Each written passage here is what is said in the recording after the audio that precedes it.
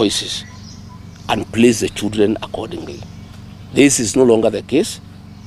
The placement of our children has been centralized at Jogoo House, which has brought in corruption, because the bureaucrats sitting at Jogoo House have no capacity to know how to place kids. That is why we have a crisis where kids have been placed in a day school 300 kilometers away from their homes.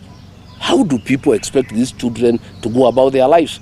If it's a girl aged 13 years and she has been placed in a school 200-300 kilometers away from home, the parents would have to go and get a house, a rented room for that girl and leave her there. Again, the parents would spend a lot of money. So we have a crisis, we have a mess. I heard William Ruto saying that it has been done very well. He doesn't live in this country anymore. He should know and hear the outcry of parents. Parents are spending thousands of shillings trying to take their children far away from home to day schools, look for accommodation, look how they'll be eating, how they'll be cooking. It's a crisis of unknown magnitude. We are saying that it is not right to admit any child to a day school outside a walking distance.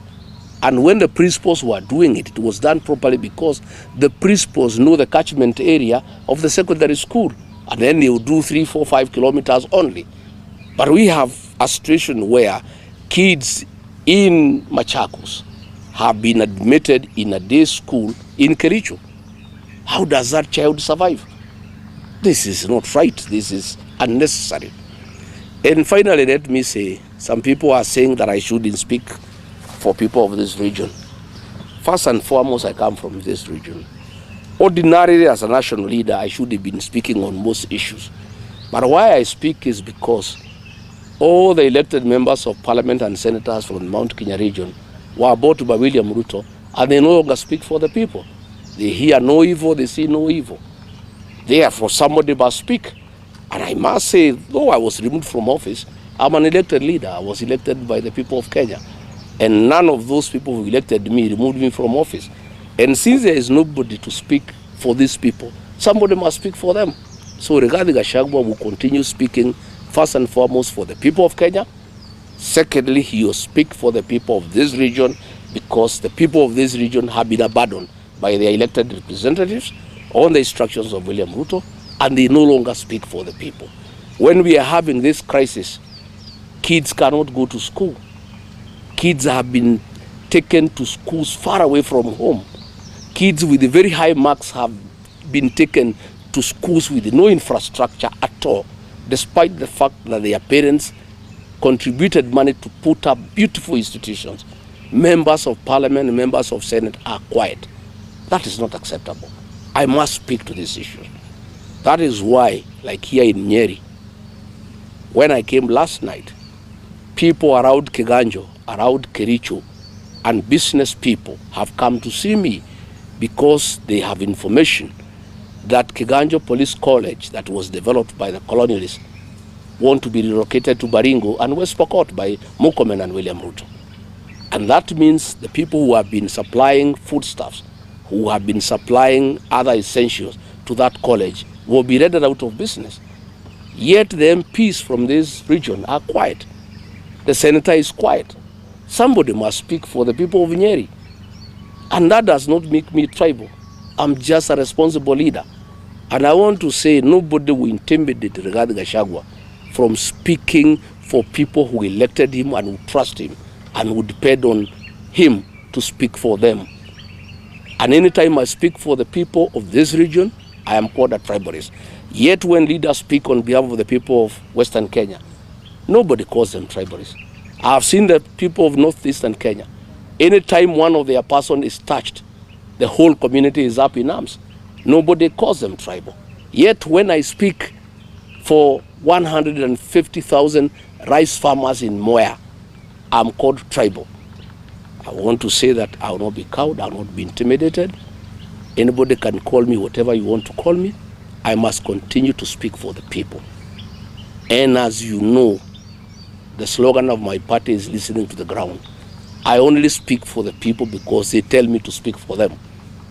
This placement of grade 10 kids is a serious crisis, not just in this area.